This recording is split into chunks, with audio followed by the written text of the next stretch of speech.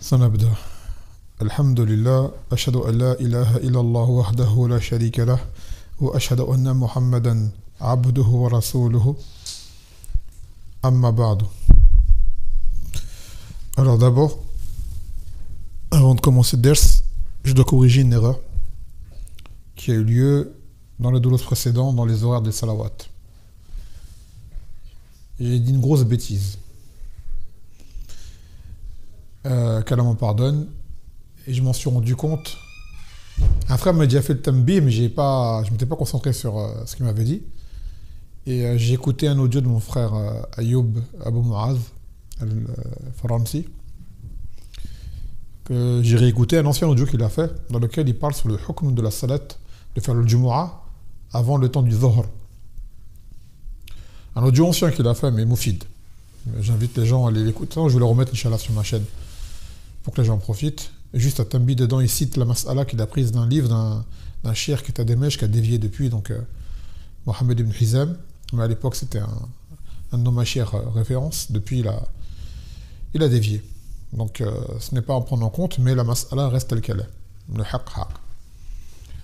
Et le muhim, c'est en citant la parole, citant cette mas'ala, que selon l'avis rajih authentique, c'est qu'on ne fait pas la khutbah, on ne fait pas le Jumu'ah avant le temps du Dhuhr.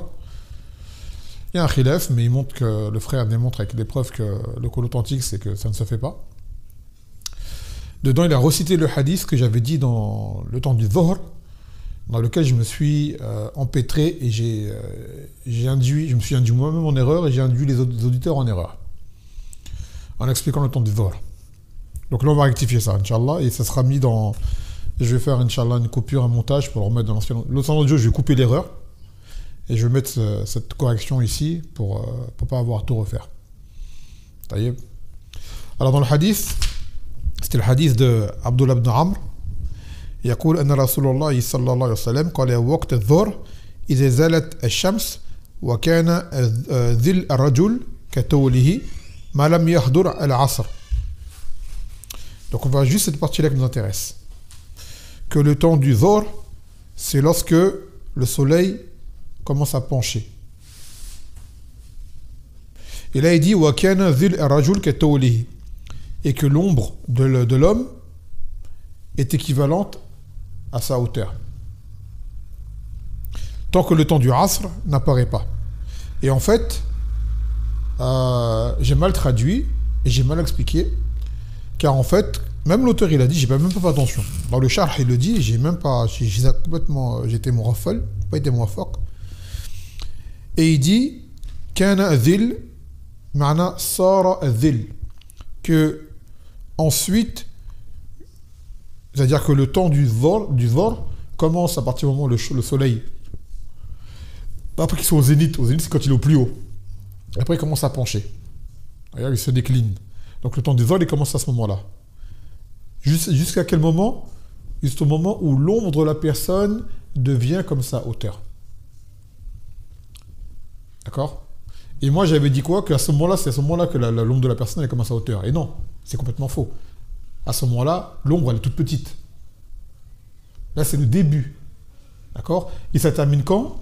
À partir du moment où l'ombre de la personne devient comme sa hauteur. Par exemple, tu fais 1m85, et bien ton ombre fait 1m85, et bien là tu vas rentrer dans le temps du Asr. Vous comprenez? Donc voilà. Donc ça c'est un truc à rectifier. Et c'est clair que c'est même scientifiquement parlant, c'est impossible que ton ombre soit de la même taille que toi, alors que le soleil est au-dessus de ta tête presque. Il faut qu'il soit décliné. Donc par rapport à ça, Astaghfirullah wa atubu ilayh, je me suis trompé. Donc là on corrige. Et comme je le dis, cette partie-là, je vais la mettre sur un montage sur l'autre audio. Pour pas avoir tout recommencé. Je couperai la partie où il y a l'erreur. Et je mettrai ça là à la place, Inch'Allah ta'ala. Taïb. Donc en espérant que ça soit compris. Index Soal. La différence, on l'avait dit à la fin du ders la dernière fois, la différence qu'il y a entre Jahil al-Basit ou Jahil al-Murakkab. La différence qu'il y a entre l'ignorant d'une ignorance de base une ignorance simple, et l'ignorance murakkab, c'est l'ignorance aggravée. C'est quoi la différence entre les deux? La différence entre les deux, c'est que l'ignorance de base, qu'on peut tout savoir. C'est une ignorance que dès qu'on lui fait part de son ignorance, il va directement défisser pas. Voilà, il va directement acquiescer. Et l'autre, l'inverse, c'est même si tu montes A plus B, Lui va dire Z. clair, il va rester têtu et en réalité, il va rester Voilà. sur ses positions. Et après, voilà, Arsentum. Et ces gens-là sont de différents niveaux. Donc, comme je vous l'expliquais, t'en as parmi eux, ils sont très fatigants en soi. Je pense que tout le monde a eu affaire à ce genre de spécimen. Surtout chez les anciens qui ont la tête dure, qui ont appris des choses. Je sais. Tu vois, on a toujours des membres de la famille, un oncle ou quelqu'un, il ne va pas comprendre, tu lui expliques une chose, c'est pas comme ça. D'accord. Ça concerne ce cas-là. Et t'en as d'autres qui, eux, ont un petit peu trop de fougue du Hamas et qui veulent réfuter. Tu vois, t'en as, c'est un débat entre toi et lui, ça s'arrête là. D'accord? Ça va pas plus loin que ça. Et t'en as d'autres, malheureusement, ils veulent prendre une place dans la darwa qui n'est pas la leur. Ça veut dire que ce sont des gens, une fois de plus, qui sont du niveau tabouret et qui veulent un trône. Et quand tu leur rappelles que ce trône n'est pas leur place, car chaque chose a sa place, d'accord, comme on le disait la dernière fois, il dit tu me rabaisses, tu me méprises. Je dis non, je te mets à ta place. Et si jamais tu te sens rabaissé, parce que toi tu t'es mis trop haut, tu as une surestime de toi-même.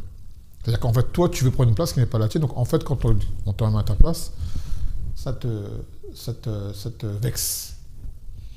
Ça te vexe. Donc, en fait, à la base, c'est pas toi qui es rabaissé, c'est toi qui te surestimes, en fait. Donc, le problème, il vient de toi, il vient pas de la personne qui fait le rappel. Et parmi ces gens-là, t'en as qui s'immiscent dans la darwa, par exemple. T'en as, ils vont faire des douros. T'en as, ils vont faire des... T'en as, ils sont sur le réseau, ils parlent. Ainsi de suite. Et t'en as, ils veulent réfuter. Ils se lancent dans la réfutation. Et en fait, ils sont comme pris un esprit de mégalomanie. On parle principalement de ceux parmi eux qui sont insignifiants, en fait. T'en as, ils ont une certaine célébrité, qui n'est pas forcément légitime. T'en as d'autres qui sont insignifiants, qui sont personne. Mais ils veulent être quelqu'un. Tu vois, ils veulent être, comme je t'ai dit, le tabouret, il veut plus, il veut un trône. Ils veulent être quelqu'un, alors qu'à la base, non. Tu vois, t'as pas fait les causes, t'as pas fait les efforts, voilà, c'est quand dans la machafarelle, c'est pas de ta faute. Mais ne force pas. Et en forçant, c'est là que tu vois, toi-même, tu vas t'exposer aux gens, et les gens vont voir que tu es une personne, en fait, un muta'alim, c'est quelqu'un qui veut se passer pour quelqu'un qui a du ilm, alors qu'il n'en a pas.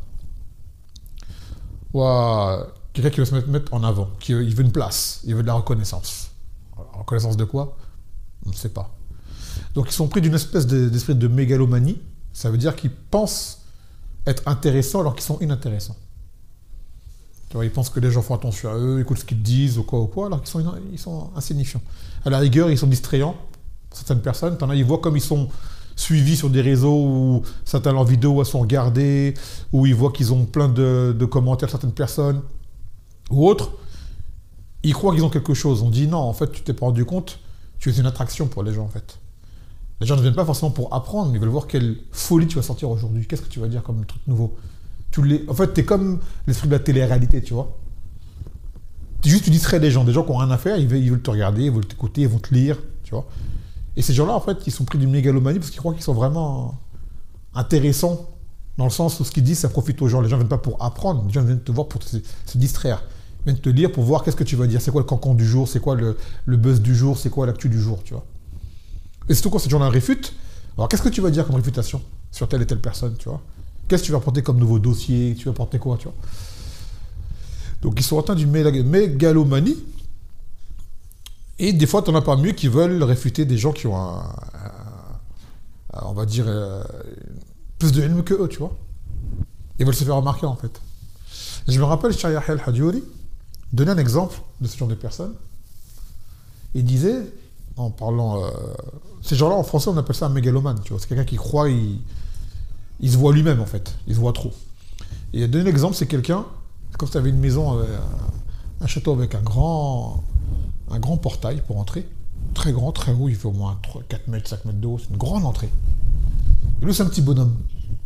Tu vois, c'est un petit bonhomme et tout. Et quand il passe le portail, il baisse la tête. Tu vois, il dit, pourquoi tu baisses la tête? Ouais, j'ai pas envie de me cogner la tête sur le truc. Tu vois, ça veut dire, le portail, il fait 5 mètres de haut. Toi, tu fais 1m45, tu as peur de te cogner. C'est-à-dire, tu t'es vu... tu vois, ça veut dire. Donc, n'oublie pas qui tu es.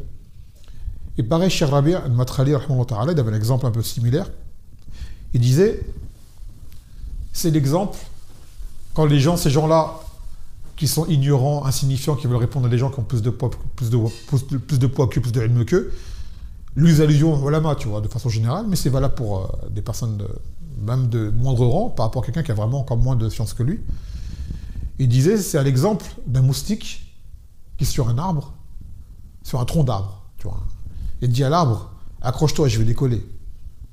Tu vois, je vais décoller, donc accroche-toi, sois pas surpris par mon décollage. Et l'arbre dit, je ne sais même pas que tu t'es posé sur moi. En fait, t'es un moustique. Ça, c'est un tronc d'arbre. Qu'est-ce que tu vas faire, en fait? Et t'as des gens, ils veulent entrer en ce blabla de réfutation, dans un niveau qui n'est pas le leur, ils se croient intéressants, ils se croient forts. Et ça, c'est cette mégalomane. Et ces genres de mégalomanes, ce sont des gens, justement, qui sont atteints de ce djal murakkab. Parce qu'après, ils vont sortir des fois une parole d'un savant par-ci, une fois une par-là, un truc de sa tête par-là, et en fait, ça n'a rien à voir. C'est complètement hors sujet, tu vois. Et donc, ces gens-là, malheureusement, ils sont plus de mal eux-mêmes qu'autre chose. Parce qu'ils deviennent un peu de la risée. Toute personne qui a peu d'ilm de croyance, il le lit, il dit, mais c'est qui celui-là? C'est qui cet individu? Tu vois? Et comme je dis, comme les gens, c'est un peu, on va dire, une forme d'attraction, t'as des gens, ils sont curieux, ils vont les regarder, qu'est-ce qu'il va dire. Ils vont suivre, qu'est-ce qu'il va dire. Ils vont suivre, s'abonner à sa chaîne, s'abonner à sa page, s'abonner à son compte. Et comme l'autre, il voit des abonnés, il dit, ah, machallah, je suis intéressant. Tu vois? C'est un intérêt, oui, mais c'est un intérêt qui est vain. Tu es une attraction. D'accord? Tu es une attraction, une distraction. Tu n'es pas une instruction. On n'est pas pour s'instruire, on vient pour se distraire quand on vient te regarder. Alors qu'est-ce que tu as à dire comme ça de nouveau? Et malheureusement, ces gens-là pullulent sur les réseaux. Tu vois? Benna mustaksir ou mustaqil, voilà quoi. Donc attention à ces duril murakkab et ces mégalomanes. D'accord? Qui pensent qu'ils sont quelque chose alors qu'ils ne sont rien du tout. Mais à savoir, comme on dit, quoi qu'ils écrivent, quoi qu'ils disent, ils sont du mal qu'à eux-mêmes. En réalité, il ne faut même pas les calculer. Voilà, c'est des gens, il ne faut même pas leur donner d'importance. Juste laisser être, on va dire, distraire les foudouliyin. Le foudoul, c'est les curieux comme les commères, tu vois. Allez, va occuper ces gens-là. Même les gens qui ont des choses plus importantes à faire, même pas être... T'es insignifiant pour eux. Tu vois. Et c'est triste, tu vois, de croire quelque chose alors que tu n'es rien. Quand on dit tu n'es rien, le croyant, il est toujours quelque chose auprès d'Allah Azza wa Jal. Mais tu n'es pas qui tu crois. Et tu n'as pas ces valeurs que tu penses que tu as, en fait. Tu prends une place qui n'est pas... Tu veux prendre une place qui n'est pas... En fait, tu es frustré. Tu es frustré. Tu voudrais être, mais tu n'es pas. Donc, tu fais passer pour. Comme on dit, c'est comme l'exemple qui est donné d'un infirmier qui met une blouse de docteur pour dire « je suis médecin ». On dit « tu n'es même pas brancardier ». Tu as la rigueur, premier secours comme ça, un pansement tu arrives à mettre, tu as fait une prise de sang et tout, mais tu n'es pas médecin. Tu vois, voilà. Donc attention au djal murakkab. Comme je vous dis, c'est très fréquent chez les gens qui ont appris de loin. Et il disait chez Al-Uthaymin, un aman kana shaykhuhu kutubuh, kana akhta'u aksar min sawabi. Il a dit celui dont son shir c'est son livre, c'est-à-dire c'est les gens qui apprennent tout seuls dans leur coin, ou par des livres tout seuls, par des audios tout seul, il a dit ces gens-là, il fera plus d'erreurs qu'il fera de bien. C'est extrapolé. Mais pour dire qu'il va faire beaucoup d'erreurs, il ne va même pas le faire en compte. Et c'est le djal murakkab, tu vas le trouver principalement chez ces gens-là. Qui n'ont pas appris auprès de ulama, qui n'ont pas appris auprès de machir, ils n'ont pas été éduqués en fait. Donc ils croient savoir alors qu'ils ne savent pas. Pareil. Donc maintenant on va prendre un hadith. On va poursuivre dans le maqsoud du kitab. Donc la dernière fois on avait pris quoi? On avait parlé de quoi la dernière fois? On a retenu le même de le soin qu'apporte l'islam pour la préservation du musulman. Préserver dans sa personne, son physique, son intégralité. On n'avait pas de quoi comme hadith? On a pris 2 hadiths. Une arme. Non, De ne pas diriger une arme vers un musulman. Toute forme d'arme. Et dans une autre version, hadida, une chose en métal. D'accord? La diriger contre ton frère. Même pour jouer. Ou autre. Attends. Et deuxième hadith, c'était quoi?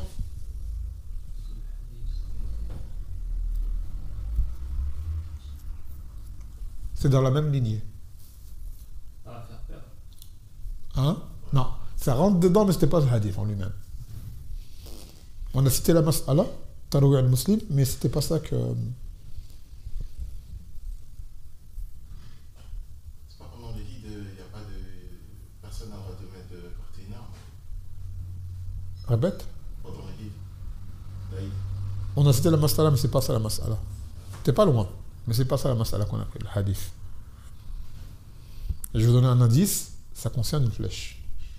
C'est une chose. Porter. Non. Ah non. Non, c'était encore plus large. Garder la flèche dans ta main. Que celui qui se rend dans un masjid ou dans souk, au lieu de commerce, et qu'il a une flèche, d'accord, qu'il la mette dans son carquois, ou qu'il tienne le bout pointu dans sa main. En fait, ça veut dire protéger. Éviter les blessures, éviter les bavures, ce qui s'ensuit. Tamam. Taïb. Et entre autres, on avait parlé du Eid, justement, dans le Eid, où on disait que le jour du Eid, il n'est pas permis de porter des armes. Et là, on parle des lieux où porter une arme est une chose qui est permise par le pays.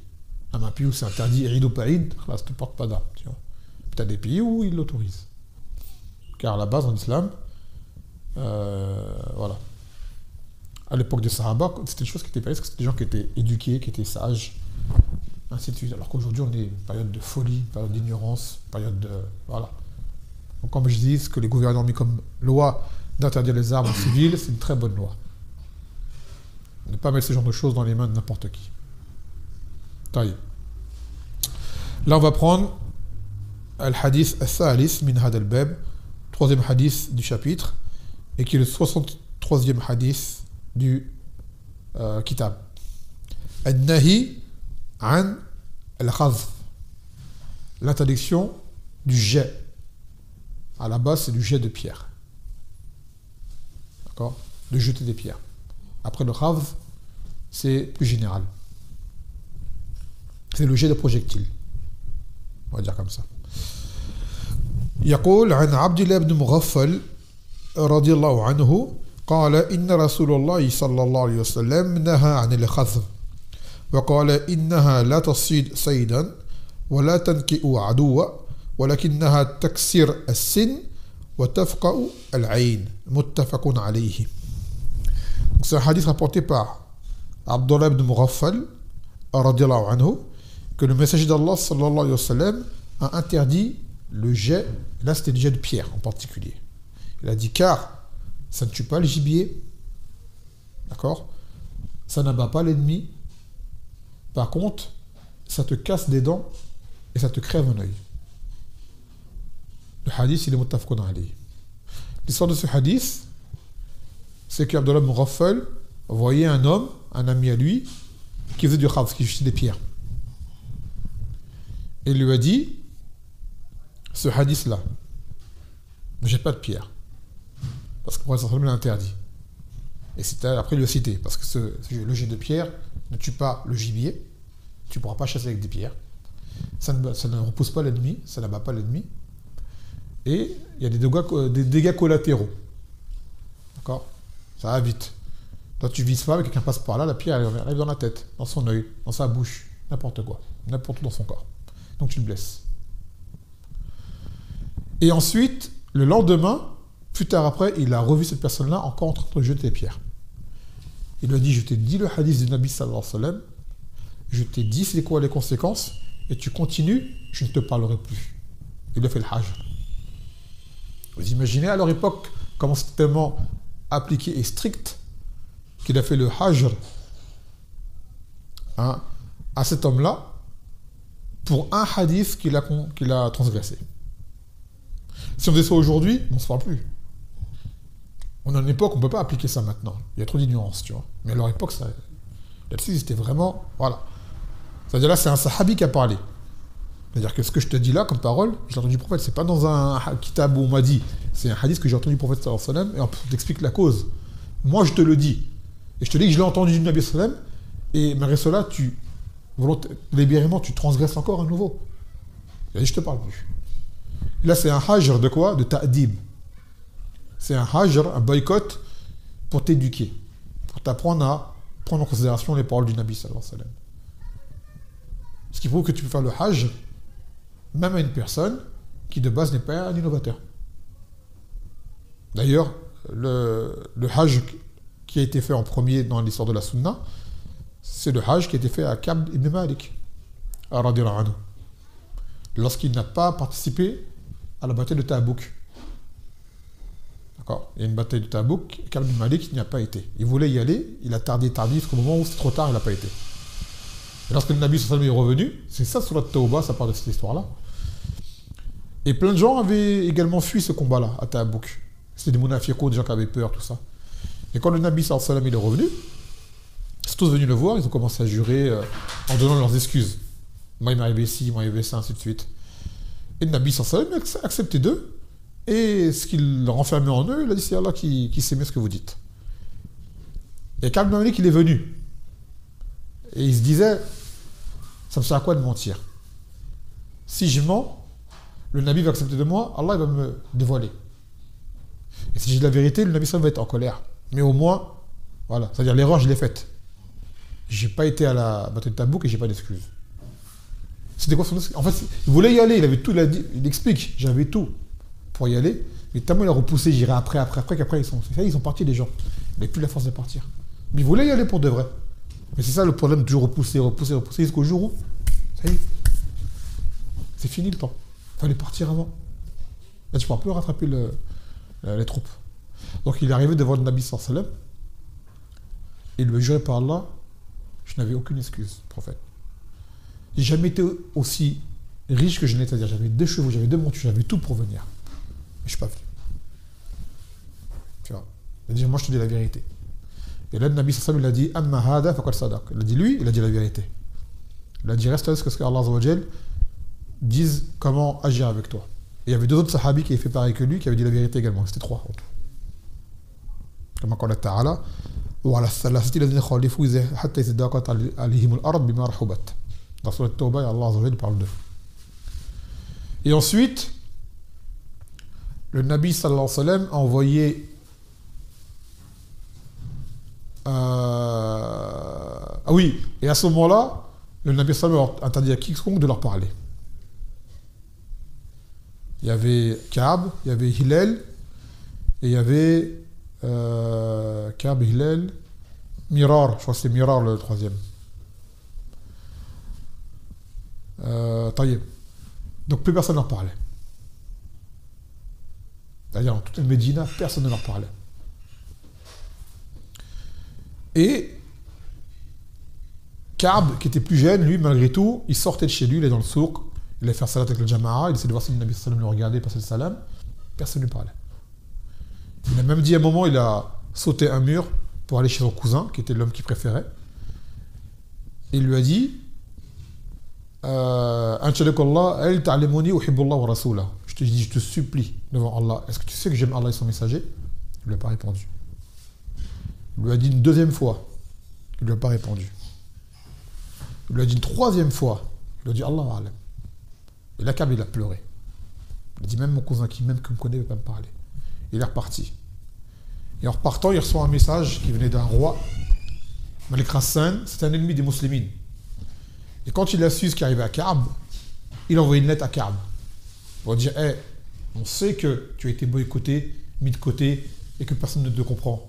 Rejoins-nous, on va te consoler. Tu vois. Là, tu as vu, les ennemis, ils profitent de ça. Quand le musulman est mis de côté pour une erreur qu'il a faite, il vient, viens avec nous. Nous, on est là, on va t'accueillir. Malgré cela, Ka'b, machallah, Thabit, sahabi, il a brûlé la lettre. Ensuite, on lui a dit, un autre messager est venu pour lui dire, hey, tu n'approches plus ta femme. Il y avait que sa femme qui était avec lui. Tu n'approches plus ta femme. Il a dit, je la divorce. Quoi fait, non, tu la divorces pas, mais tu n'approches plus. Là, c'était pendant 40 jours, ça, avant sa femme. Après le 40e jour, on lui a dit, même ta femme, tu l'approches plus. Sa femme est repartie chez sa famille. Et elle a dit, là, il restait 10 jours, ça a duré 50 jours, en fait. Jusqu'au jour où Allah Azza wa Jal a fait descendre la Tawbah sur Ka'b ibn Malik. À tel point que les gens sont venus, ils étaient heureux de lui faire passer salam. En fait, les gens lui ont fait le Hajj. Pourquoi? Pour montrer sa sincérité.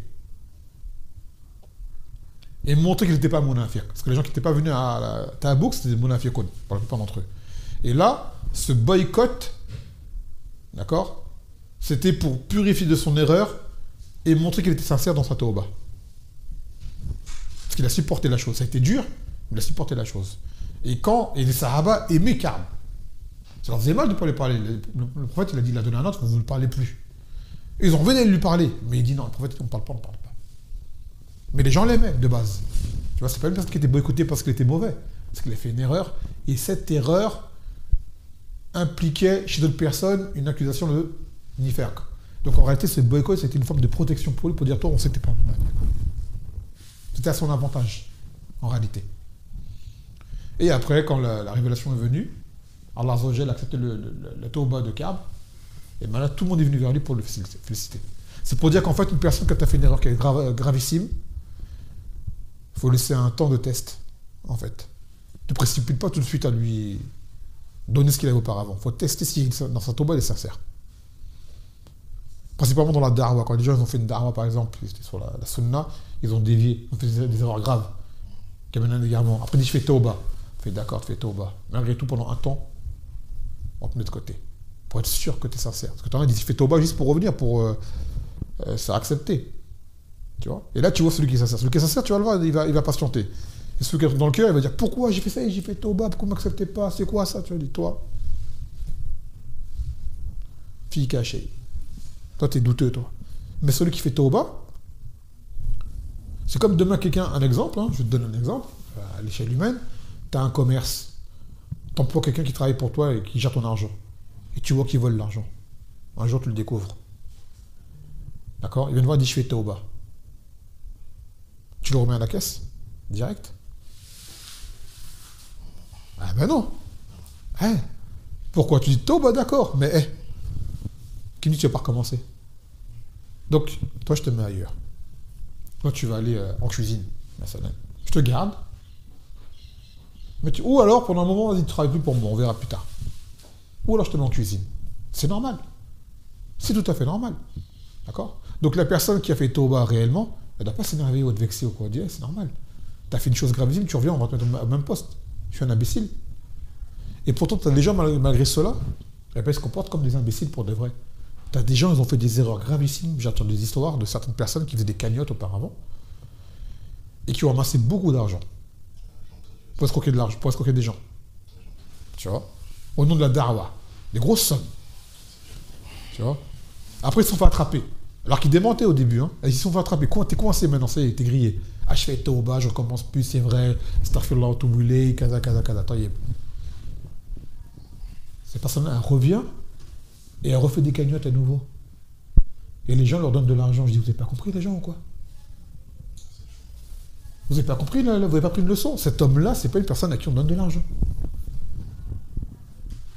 Et quand même on donne de l'argent, ça veut dire dans des choses qui seraient prouvées qu'il est... Là, c'est pareil, un système de cagnotte qui revient, il parle, il fait le beau parleur, projet, ainsi de suite, cagnotte pour aider je ne sais quoi, faire je ne sais quel projet, mais à la base, t'étais un escroc, toi. Quel argent va te donner à nouveau? Eh bien, les gens, ils ne prennent pas leçon. Et il a bien dit, Nabi sallallahu alayhi wa sallam, la yurdar al-muslim min juhri wahidin marratayn. Que le musulman ne se fait pas piquer 2 fois dans le même terrier. C'est-à-dire, demain, il y a un trou, tu mets ta main dedans, hop, tu te fais piquer par une bête. Un scorpion, un serpent. Le lendemain, tu reviens, tu vas mettre ta main là-dedans. Les gens, ils mettent le pied, ils mettent la tête, ils mettent le coude, ils rentrent dans le terrier. Bon, allez, confirme. Tu vois? C'est même plus mettre la main, s'ils rentrent entièrement dans le terrier à nouveau. Vous n'avez pas compris. Et quand les gens, tu leur expliques, Non, mais... trouve des excuses de la personne. Il a fait Toba, taïeb. Malgré tout, ne l'ouvrez. Ça se trouve, il a vraiment fait Toba, et vous êtes une porte de fitna pour lui, et lui redonner de l'argent. Le fait que l'argent revienne, ça se trouve, il va se rappeler, ça va revenir, il va redéraper à nouveau. Donc vous-même, soyez intelligent, vous voulez vraiment vous l'aider, ne lui donnez pas de l'argent.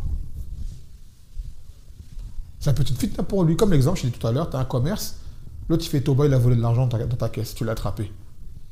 Je fais Toba, il pleure et tout. D'accord. Toi, tu le remets à la caisse. Après, il ne veut plus voler, mais il va revoir l'argent. Il a fait une Toba sincère, mais il va revoir l'argent. La fitna fait quoi? Elle recommence. T'en as parlé sur les réseaux, qu'est-ce qu'ils font?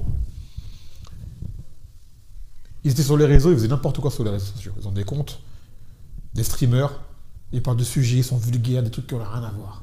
Ils égarent les gens et ils font n'importe quoi sur les réseaux. Et je dis, je fais Tauba, tout ça.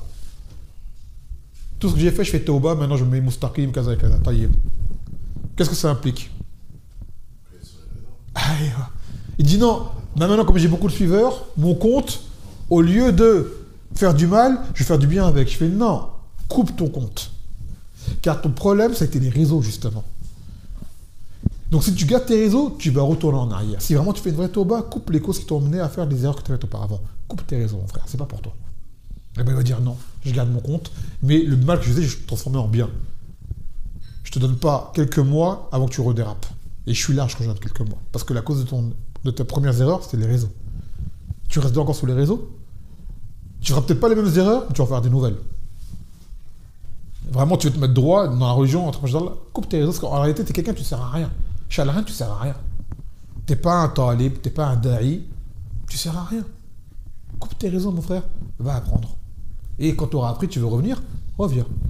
Mais là, il passe de fasiq, après directement un da'i d'Allah. Non, c'est pas comme ça que ça marche. Tu passes du fisq que tu faisais auparavant, et le lendemain, ça y est, tu as ta barbe, tu as fait de la umrah, ça y est, tu es devenu mustaqim comme ça. Et les gens, ils acceptent du premier coup, du jour au lendemain. On est content, tu fais Tauba. Mais fais-toi petit, disparaît un temps. Fais-toi oublier. Et va apprendre. D'accord? Tu passes à des gros mots il y a un mois, à Masha'Allah 2 mois après. Sur le même support. On dit non, ça ne marche pas comme ça. Le ta'ib, il a toujours un temps. Ka'b bin Malik, qui est un sahabi, a été mis à l'épreuve pendant 50 jours. Que dire de nous aujourd'hui? Demain, tu as un homme pareil, tu le mets au milieu pour des raisons quelconques, au milieu de femmes. C'est arrivé dans l'histoire qui sont arrivées sur des Umrah. D'accord, guide de Umrah, qu'on dérapait avec des femmes. Tu vois, al-Hadihim. Et Hadihimna Kazalik, c'est aussi les femmes, parce que les agences, ils ont beau faire les beaux parleurs, vous avez laissé des femmes venir seules. Vous êtes responsables, vous aussi. C'est pas la peine de mettre l'erreur sur la faute du guide ou de la sœur. Vous êtes les premiers responsables à avoir accepté ce que des femmes viennent sans mahram. Donc croyez pas que le Qiyamah, vous n'aurez pas de charge. Vous avez ouvert la porte. À la base, vous aurez dit non, pas de femmes sans mahram. Au moins, vous ne serez pas responsable. Si elles viennent malgré tout, tu n'es pas responsable. Là, vous leur avez ouvert la porte. Donc vous avez votre part. C'est pas la peine de se dire ouais, c'est lui, c'est lui. C'est vous aussi également. Et malgré ce dérapage de ce guide, t'entends qu'ils le remettent guide quelques temps après. Tu dis, vous n'avez pas compris, vous. Et on dit, Taïeb, il a fait Tauba. Vous avez compris la leçon? Vous continuez à laisser des femmes venir seules encore? Vous n'avez pas compris, vous aussi, alors, ça veut dire. Scandale, les guides et l'agence. L'agence qui permet à ce que des femmes viennent, ils prennent leur argent pour leur faire des umrah. Et malgré les heures qu'il y a eu, ils continuent. Il me semble, hein, après je n'ai pas vérifié, mais je n'ai pas vu de communiqué qui disent qu'ils ne prennent plus de femmes sans mahram. Sous prétexte de quoi? Qu'il y a un khilaf entre les ulama. Ce qui t'est arrivé là, c'est une preuve que le khilaf, tu vois c'est quoi la vie qui est correcte maintenant. Normalement, ça aurait été une leçon pour toi, pour dire ah ben maintenant je vois c'est quoi la vie qui est correcte, c'est vrai, une femme sans mahram, on oublie. Et quand bien même c'est halal, on évite. Non. Pourquoi? La pâte du gain, ça rapporte d'avoir des pèlerins. Tu vois? Donc alors la base, pour revenir au shahid, c'est que le ta'ib, dans les choses qui touchent à certains domaines, il faut le mettre à l'écart. Il faut le mettre à l'écart. Et les gens, pareil, qui ont fait des erreurs, qui font tauba, dans leur tauba, ils doivent couper court aux choses qu'ils ont amenées à tomber là-dedans. Si c'est les réseaux, arrête les réseaux. Si c'est tel endroit, il se passe telle chose, ne va plus être à l'endroit. Si c'est telle fréquentation, ne fréquente plus ces gens-là.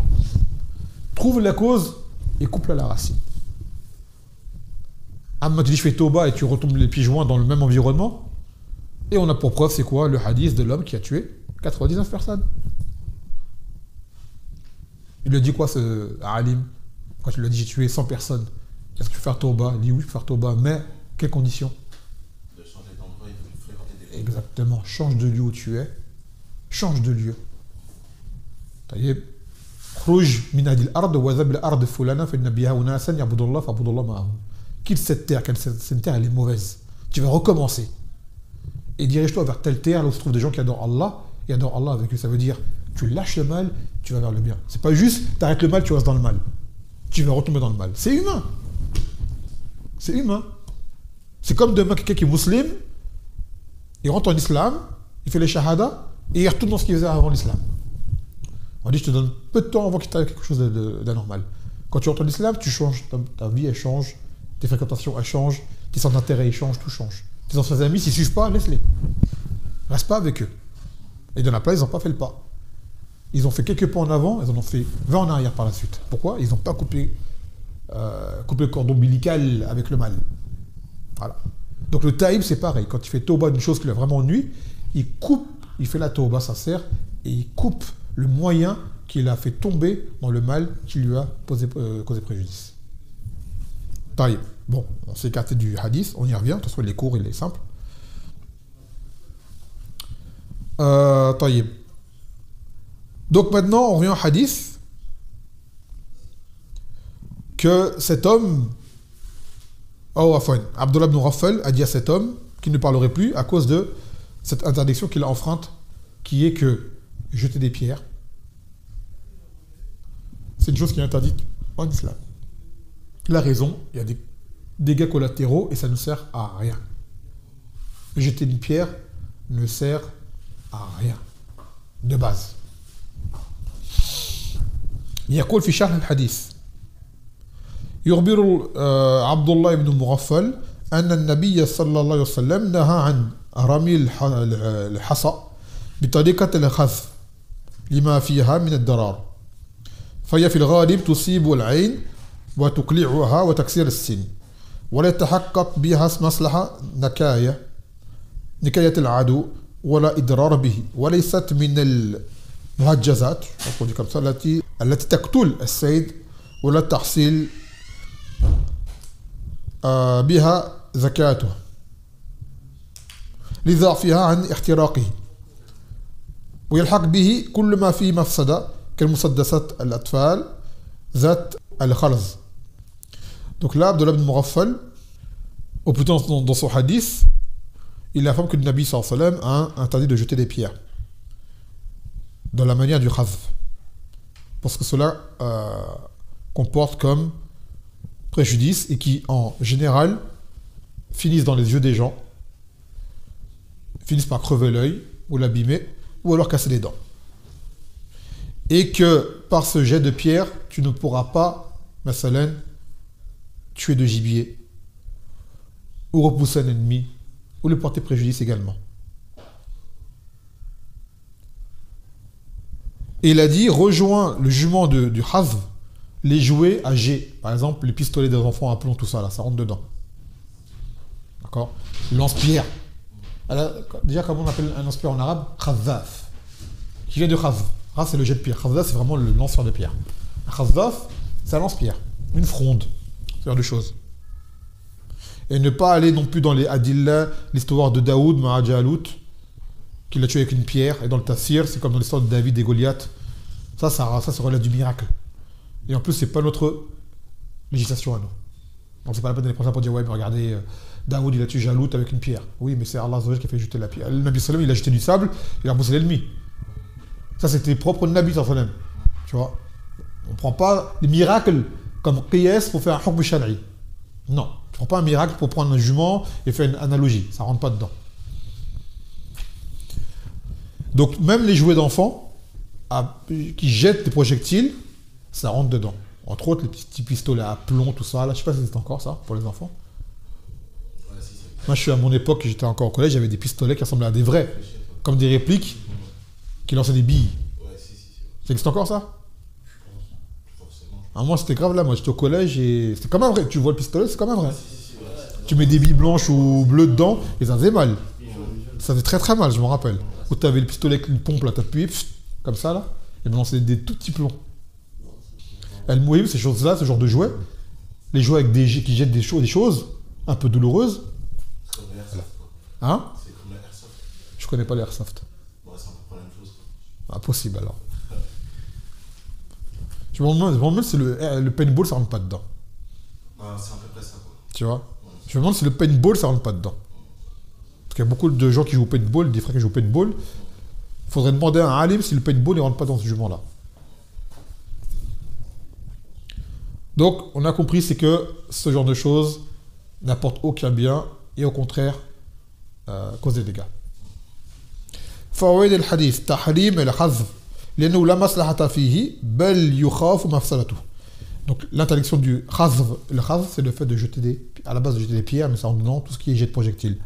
Car cela n'apporte aucun intérêt et dont on craint les nuisances. ثانيا يلتحق به كل ما يشاركه في هذا كالألعاب النارية ومسدسات الأطفال ذوات الخرازات ونحوها. Et il dit ça rejoint tout cela, les jeux d'enfants comme les pistolets. Là il parle je crois des الألعاب النارية, c'est tout ce qui, je pense c'est les mortiers. C'est tout ce qui fait d'artifice et je pense que ça rentre dans les mortiers qu'ils ont les jeunes là maintenant là. Tu vois les mortiers qu'ils ont là, ils se tirent dessus avec, ils tirent sur la police, ça rentre dedans. Donc je pense que le paintball, voilà quoi. Ça rentre dedans. ثالثا أن ما كان فيه مصلحة أو حاجة في قتال العدو وتحصيل الصيد فهو جائز. Quand les choses qui apportent un intérêt concret, comme le fait de tuer le gibier ou de repousser l'ennemi, si vraiment c'est réalisé, ça peut être permis, mais dans la situation seulement, pas en dehors. En même temps, des gens ils peuvent dire, moi, avec mon lance-pierre, je peux tuer un pigeon. Je peux tuer un oiseau. C'est vrai. Avec un lance-pierre, tu es un bon viseur. D'accord? C'est pour le manger, bien sûr, pour le tuer comme ça. Ou à part s'il y a des corbeaux, par exemple. Parce que le corbeau, tu peux le tuer. Tu as un champ. Tu as des animaux, par exemple, des oiseaux qui viennent. D'accord? À ce moment-là, tu pourrais. Il y a un besoin. Mais sinon, en dehors de cela, non. Mais c'est vrai qu'une pierre, avec un lance-pierre, tu tues un oiseau avec. Si tu vises bien. Le mouhim, tu tues pour une utilité. C'est pas juste, ouais, il y a des pigeons, comme ça je vais m'amuser à tuer des pigeons. Ah voilà. ثالثا طيب ça je vais le lire. رابعا أن الحجر لا تقع به زكاة الصيد ولا يجوز أكل ما قتله الحجر. Et que la pierre, si jamais tu tues un animal avec, ce n'est pas tu ne l'as pas sacrifié l'animal. C'est pas comme un égorgement. C'est-à-dire tu tues un animal avec une pierre, ça ne le rend pas halal pour que tu puisses le manger derrière. Alors, maintenant, la chasse, elle a des règles. Tu peux chasser avec un fusil, avec un arc, ce genre de choses, et tu nommes avant de lancer ta balle ou ton projectile pour tuer l'animal qui vole. Ça, c'est encore notre mas'ala. D'accord? Quelqu'un qui jette une bière comme ça et tout, et après il tue l'animal, et après il le mange, là. L'animal, c'est le meïta après ce moment-là. Après les chasses, la règle de la chasse, Saïd, c'est un autre beb avec un chien, avec des armes, ça c'est un autre sujet. خلاص هذا الذي أخذنا اليوم من هذا الدرس نكتفي بهذا القدر فسبحانك وبحمدك لا إله إلا أنت أستغفرك وأتوب إليك. Et à partir de la semaine prochaine c'est 19h30 le ders Inch'Allah. بارك الله فيكم.